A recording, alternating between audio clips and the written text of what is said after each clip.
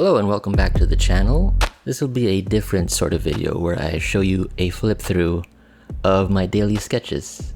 For 2025, I compiled them into a 4x6 Itoya sketchbook, or clear book I guess.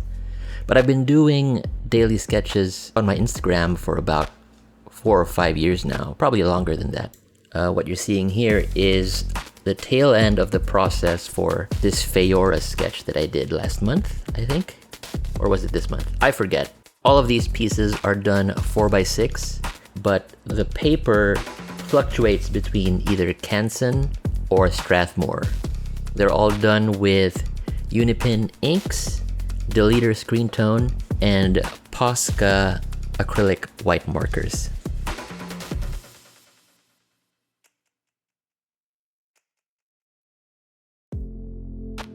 Kicking things off here with a Conan sketch.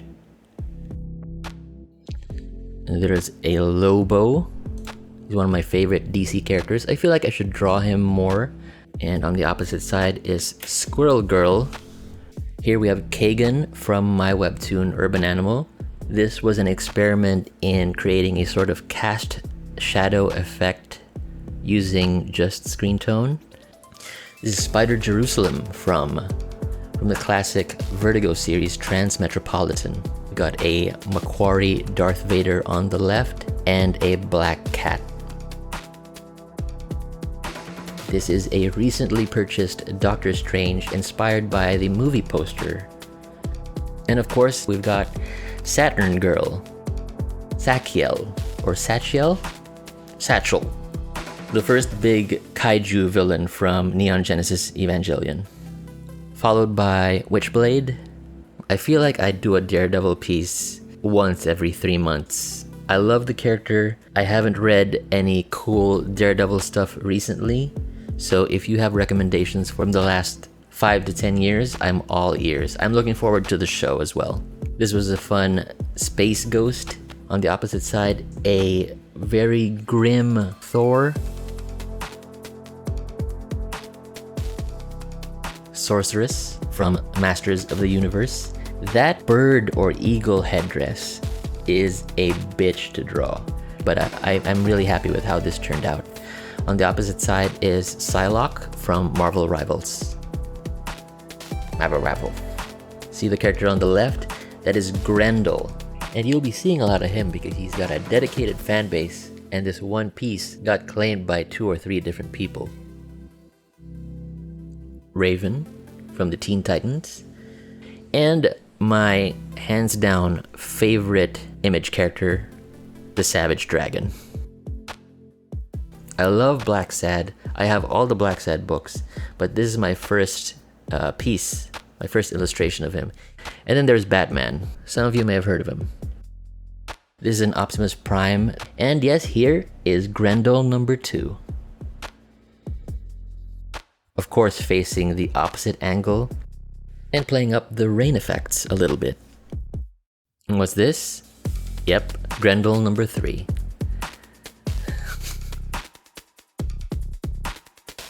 And this is Feora, easily the best new character in any of the Snyder films, in my opinion.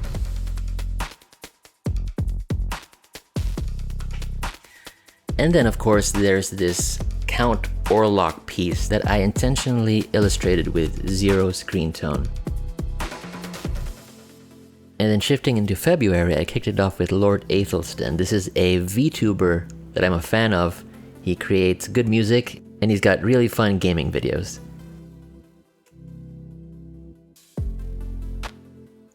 I experimented with creating a sort of metallic texture for this Ultron. I've always been partial to the classic open mouth design as opposed to how he looked in the movies. And here's an Etrigan I drew with a negative space approach. A fun little Elektra piece here with a Daredevil cameo, or Daredevil nod I should say, and a fully colored Mystique. And then here's Naked Snake from Metal Gear Solid Snake Eater, the 3rd game. I'm not going to attempt to explain the Metal Gear franchise or the characters, but I just wanted to draw a badass character and this is what I came up with. a green goblin that's a nod to the Alex Ross design. And as of this recording, my last sketch for February is this Megatron. It's a good companion piece to the Optimus Prime earlier in the video.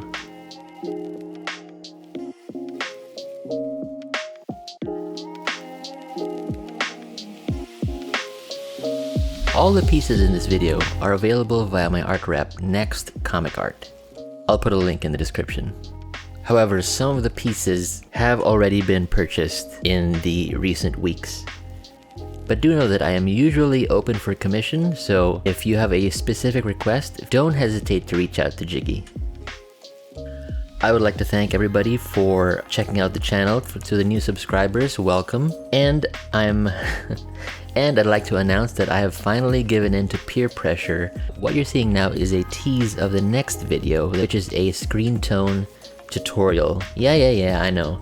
It's long overdue, and there is no shortage of probably more qualified people talking about how screen tone is used all over YouTube. Yeah, trust me, I checked.